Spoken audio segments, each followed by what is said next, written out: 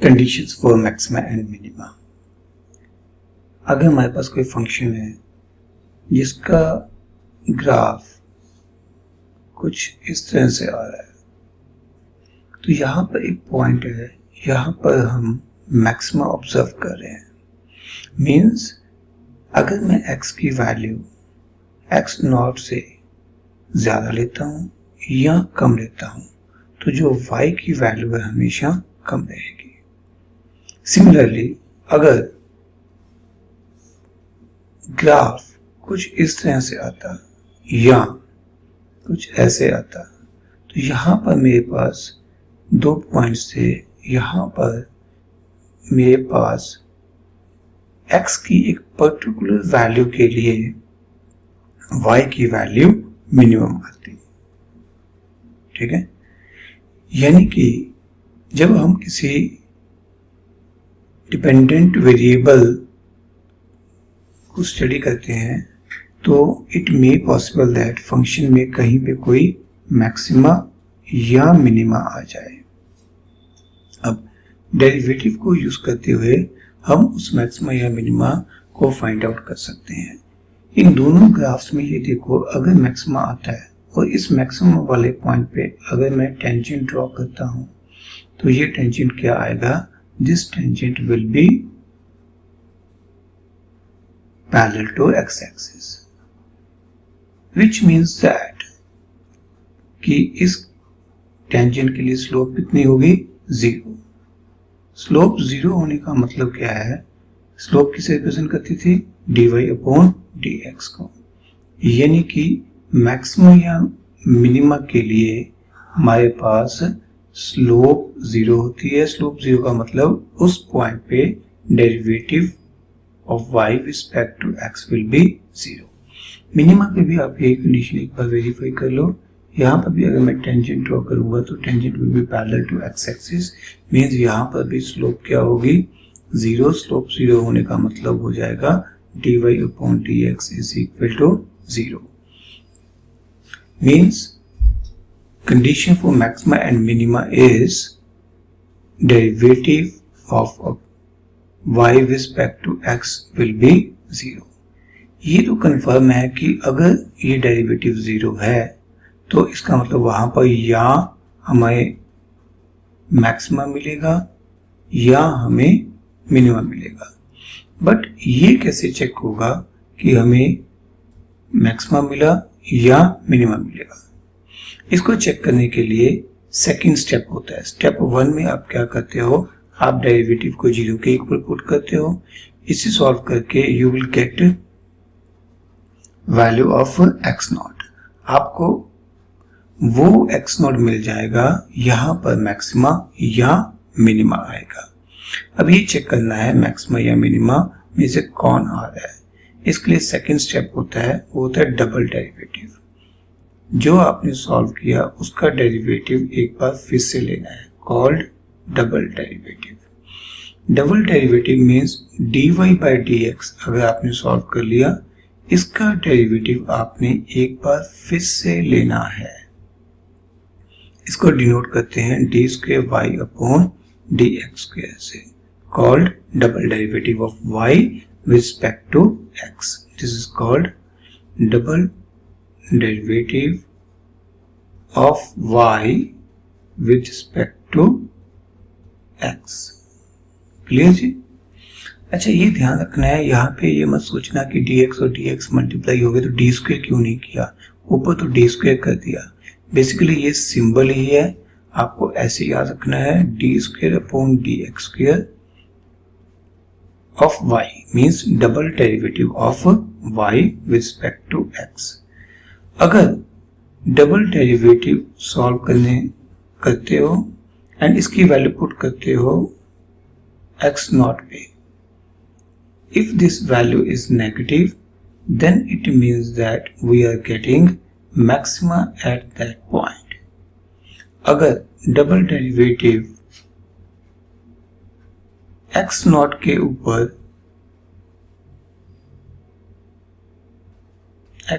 ऊपर पॉजिटिव आ जाए, it means that we are having minima at that point. ये एक बार नोट कर लीजिए, याद कर लीजिए। जब हम फिजिक्स में एक्चुअली यूज करेंगे तभी आपको अच्छे से समझ आएगा। मैं फिर भी एक एग्जांपल के थ्रू यहां पर ट्राई करता हूं। मान लीजिए मेरे पास y का एक फंक्शन है, y is equal to 3x minus X square. अब मुझे देखना है कि इसमें क्या कोई मैक्सिमा या मिनिमा आएगा तो कहां पे आएगा। तो मैं क्या करूंगा, यहां पर dy upon dx, dy upon dx 3x का डेरिवेटिव कितना हो जाएगा, 3 इंटू 1, एक्स स्क्वायर का डेरिवेटिव हो जाएगा 2 into x raise to power 2 minus 1, which means that 3 minus 2x। अब मुझे चेक करना है कि मैक्सिमा है या नहीं, मिनिमा है या नहीं। तो उसके लिए कंडीशन क्या होती है, स्लोप इज 0। स्लोप 0 का मतलब derivative dy upon dx should be equal to 0। तो मैं dy अपॉन dx को 0 पुट कर दूंगा। अगर मेरे पास कोई x की फाइनाइट वैल्यू आ जाए then it means that we will get either maxima और मिनिमा एट दैट पॉइंट। यहाँ पर मेरे पास x की वैल्यू कितनी आ गई, 3/2, मीन्स x की वैल्यू 3/2 पे मुझे मैक्सिमा या मिनिमा मिलेगा। अब ये चेक करना है कि मैक्सिमा है या मिनिमा। इसके लिए मैं y का डबल डेरिवेटिव लूंगा। y का डबल डेरिवेटिव लेने का मतलब है कि d square y upon dx square लिखूंगा। इस टर्म का डेरिवेटिव फिर से लूंगा। 3 इज कांस्टेंट, कांस्टेंट का डेरिवेटिव 0, माइनस 2x का डेरिवेटिव 1, तो ये हो जाएगा मेरे पास -2, which is negative, which means that we will get a maxima at x is equal to 3/2। Clear जी। अब एक दो क्वेश्चन करेंगे चेन रूल को और अच्छे से समझने के लिए। If I have x is equal to at cube and y is equal to bt square and पूछा क्या गया है, find out dy upon dx। अब देखो y x का फंक्शन नहीं है, x y का फंक्शन नहीं है, इनफैक्ट y t का फंक्शन है एंड x भी t का फंक्शन है। मुझे फाइंड आउट करना है dy अपॉन dx। तो यहां पर मैं चेन रूल लगाऊंगा, dy upon dt into dt upon dx।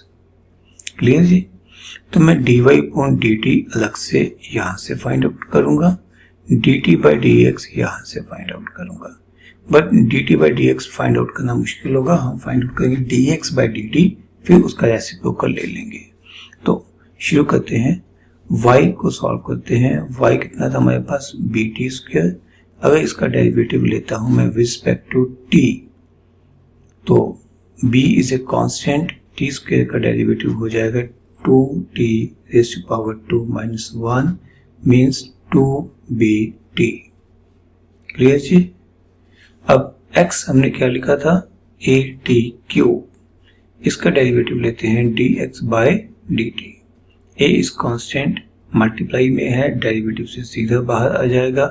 t cube का डेरिवेटिव हमारे पास बन जाएगा 3 into t raise to power 3 minus 1 means 3at square.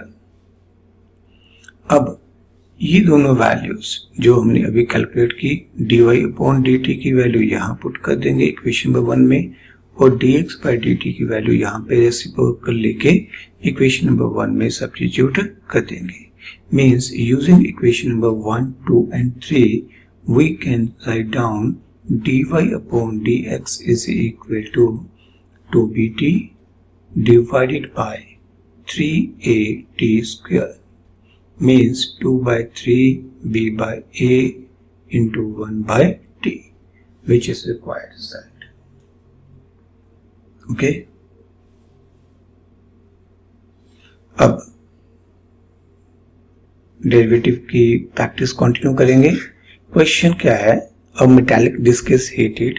एक मेटालिक डिस्क को हम गर्म कर रहे हैं, गर्म करने की वजह से वो एक्सपैंड कर रही है, उसका एरिया बढ़ रहा है।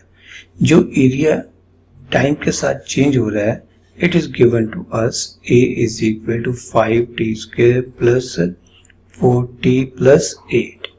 हमें देखना है कि एरिया कितनी रफ्तार से बढ़ रहा है, what is rate of change of area या rate of increase of area as a function of time. कब देखना है? व्हेन टाइम की वैल्यू 3 सेकेंड हो जाए। तो हम क्या करेंगे, यहाँ पर हम लिखेंगे dA by dt taking derivative on both sides respect to time. 5 constant as such multiply में आए, बाहर आ जाएगा, टी स्क्वायर का डेरिवेटिव हो जाएगा 2t raise to power 2 minus 1 plus 4, t का डेरिवेटिव 1 हो जाएगा, 8 कांस्टेंट का डेरिवेटिव 0 हो जाएगा, ये हो जाएगा 10t प्लस 4। तो हमारे पास dA by dt कितना आ गया, 10t प्लस 4। बट हमें ये वैल्यू देखनी थी जब टाइम 3 सेकेंड है। तो dA by dt is equal to, time को हम पुट कर देंगे 3 second, 10 into 3 plus 4, this comes out 34 metre square पर सेकेंड। क्लियर? एक और एग्जांपल लेते हैं। मान लीजिए मेरे पास स्फीयर का वॉल्यूम दिया हुआ है 4/3 पाई r क्यूब। यहाँ पर v एंड r वेरिएबल्स हैं, means v volume is a function of radius. मुझे फाइंड आउट करना है dv by dr, rate of change of volume with respect to r। Clear जी? यहाँ पर क्लियर है, 4/3 पाई कांस्टेंट है, तो डेरिवेटिव किसका लेना है, r क्यूब का। r क्यूब का डेरिवेटिव क्या आएगा, 3 into r is to power 3 minus 1। ठीक है, वही स्टैंडर्ड फार्मूला जो हम आगे बहुत बार अप्लाई कर चुके हैं। क्या था, derivative of x raise to power n with respect to x, n into x raise to power n minus 1। यहाँ पर x की जगह हमारे पास r था। जब आप इसे सॉल्व करते हो तो dv बाय dr क्या बन जाएगा, 4/3 pi into 3 into r square. ये देखो 3 से 3 कैंसिल आउट हो गया, हमारे पास फार्मूला क्या बन गया, 4 pi r square. Means rate of change of volume with respect to r of a sphere represent surface area of the sphere. ठीक है, इसी लाइंस के ऊपर हम एक और एग्जांपल देंगे ताकि आप थोड़ा सा लिंक कर पाओ जो आपने अभी तक पढ़ा डेरिवेटिव के साथ। हमारे पास एक सर्कल का एरिया क्या होता है, pi r square, means area of a circle is function of radius. अब अगर मैं dA by dr देखता हूँ, rate of change of area with respect to r, derivative दोनों तरफ ले रहे हैं, पाई कांस्टेंट है, पाई कांस्टेंट बाहर आ जाएगा, d by dr of r square, r square का derivative with respect to r कितना हो जाएगा, 2 into r is to power 2 minus 1, means this is equal to 2 pi r, which represent circumference. Means dA by dr is equal to 2 pi r, rate of change of area of a circle represent circumference. Okay.